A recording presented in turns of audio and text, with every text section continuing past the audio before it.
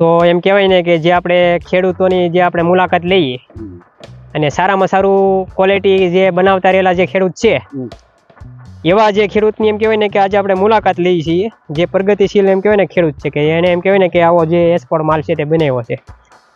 તો હવે તમારું નામ શું છે? બસુભાઈ. બસુભાઈ. ગામ? ખારી. ખારી.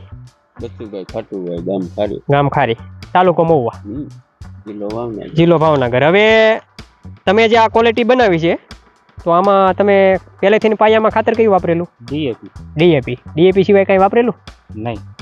બરાબર. પછી આગળ છંટકાવ કેવા કરેલા દવા માટેના? મૂળિયાનું ખાતર કયું વાપરેલું? ટોકી ખાતર મૂળિયા માટે વાપરેલું. પછી ફૂગના છંટકાવમાં લેમડા ડોર અને દીટ. બરોબર છે. તો હા, છેલ્લે આ ડુંગળી છે તે કેટલા સમય પાકી ગઈ? 2.5 મહિના છે. 2.5 મહિના. રાઈટ 2.5. હા. તો તમારે આ બિયારણ છે કે? હા. તો તમે આ બિયારણ વિશે શું કહેવા માંગો? 77 છે ને? આ બિયારણ સિવાય અમને બીજું પર્સન જ નહીં, 77 જ કરીએ. અને આ 77 ની મીટિંગ પણ પહેલી અહીંયા જ ચાલી. બરાબર. આ પડાની ડુંગળી તો 2.5 મહિને પાકી જાય એવું તો ખરું ને? હા. બજાર ભાવ હોય તો 2.5 મહિને નીકળી જાય. હા, 2.5 મહિને કાયદેસર નીકળી. તો હવે જે આ બિયારણ છે ને તે સમર્થ 777 છે ને? હા. બરોબર છે. અને તમે આ ક્વોલિટી જોવો, એનો માલ જોવો, અને આવો માલ એમ કહેવાય ને કે જે 2.5 મહિનામાં પાકી જાય, જે ખેડૂતોને ઓછું પાણી હોય ને એને કરી શકાય. બરાબર ને? અમે પાણી ઘટે એટલે જ આ કરીએ પસંદગી, અને આમાં બજાર ભાવે ઠીક મળી જાય. બરાબર છે. પસગંગા થી કોઈ કાર્ય વાહે રહેતું નથી, અને જો સારી વેરાયટી થી હોય તો એની પણ આગળ નીકળી જાય છે. બરોબર. પસગંગા નહીં આટી જાય ક્યારેક. સારામાં સારી માવજત હોય તો ક્વોલિટી છે તે સારી બને. હા, એમ કહેવાય ને કે જે એક્સપોર્ટ માલ થઈ જાય, અને બધું એક હરખું જ છે, અને 2.5 મહિને નીકળી ગયું છે આ. અને સારામાં સારું એમ કહેવાય ને કે બજાર ભાવમાં ચડી જશે. અત્યારે માર્કેટ છે એ સારી છે. તો આ એમ કહેવાય ને કે જે ડુંગળી વિશેની માહિતી.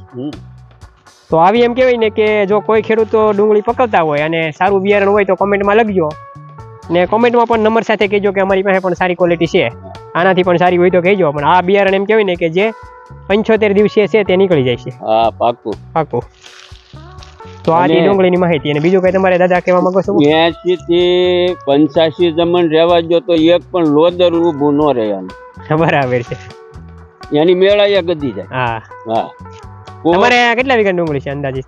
તમારે? અમારે 7-8 વીઘા છે આગળ. બરાબર છે. પછી આ જે કળશ ને નીકળ્યું ને એ અમને કઈ પર્સન ન પડ્યું. બરોબર. મોડું પાકે ને એ ન ઘાટે જ અમને ગોઠતો. બરાબર છે. અને આની ગોળાઈ સારી થાય છે. તમે ભાઈ તબકે ભાઈ. હા. તો પૂરી ખેંચી હોય ને તો એનું મેલ તો રહી જાય ને. હા ભાઈ. તો આ ડુંગળીની માહિતી. અત્યારે તમે આ ડુંગળીના જે લોદર જોવો છો ને ખેડૂતો, એની પણ એક ખાસિયત છે. ખાસ દવાથી જ બધું નથી થતું નીકળ્યું, તે આપણે દાદા પાસે જાણીએ. સાણિયું ખાતર જ જોવે વધારે પડતું ભાઈ. પછી તો લુખી જમીનમાં કદાચ તમે ડીએપી ના કે ગમે એવું ઓટા કરો તો મેળ ન ખાય. એ સાણિયું ખાતર વધારે ઉત્તમ, અને તો જ વસ્તુ ગળે. બરોબર. હા. હવે સાથો સાથે એમ કહેવાય ને કે આપણે ખેતી કરવી તો પશુપાલન પણ કરવું જોઈએ. જો પશુ હોય તો જ દેશી ખાતર થાય, અને તો જ ખેતી એમ કહેવાય ને સારામાં સારી થાય. એટલે તો આમ જોવો ને સારાના વાઢિયા ની જોતા હો, પશુપાલન ડુંગળીના પાથરાય જોવો, આનિકા જોવો. હા. સાથો સાથે એમ કહેવાય ને પશુપાલન હોય ને તો જ ખેતી છે તે સારામાં સારી થાય.